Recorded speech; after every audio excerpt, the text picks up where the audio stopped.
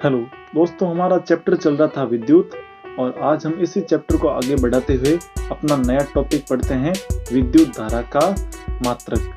दोस्तों, छोटा सा सवाल आता है बोर्ड एग्जाम में कि विद्युत धारा का मात्रक लिखिए, तो इसका मात्रक होता है एम्पियर। और इसी के साथ अब हम जानते हैं कि अपना नया टॉपिक विभव तथा विभवांतर। विभव और विभवांतर होता क्या है, इसको हम बारी बारी समझते हैं। सबसे पहले बात करते हैं विभव की, तो मैं वापस शीर्षक लगा देता हूं पॉइंट बनाकर, विभव।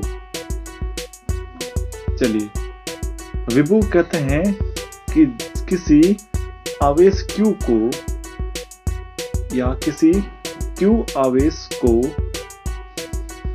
अनंत से किसी बिंदु A तक लाने में किया गया कार्य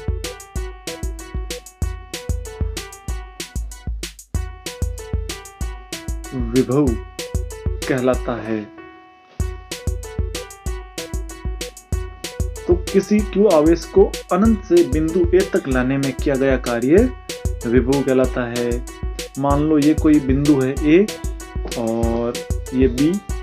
अगर किसी अनंत से A बिंदु तक कोई आवेश Q को लाते हैं तो इसमें होने वाला कार्य ही क्या कहलाता है, विभव। चलिए अब समझते हैं विभवांतर क्या होता है। ज्यादा कुछ खास नहीं है, उसमें हम आवेश को अनंत से लेकर आ रहे थे और विभवांतर में आवेश को A बिंदु से B बिंदु तक लाते हैं। चलिए मान लेते हैं ये बिंदु A और ये बिंदु B और आवेश है हमारा Q। तो हम कह सकते हैं कि इस आवेश Q को A से B बिंदु तक लाने में किया गया कार्य विभवांतर कहलाता है। तो आप भी मेरे साथ साथ अपनी कॉपी में नोट कर लीजिए। किसी आवेश Q को A बिंदु से B बिंदु तक ले जाने में किया गया कार्य विभवांतर कहलाता है।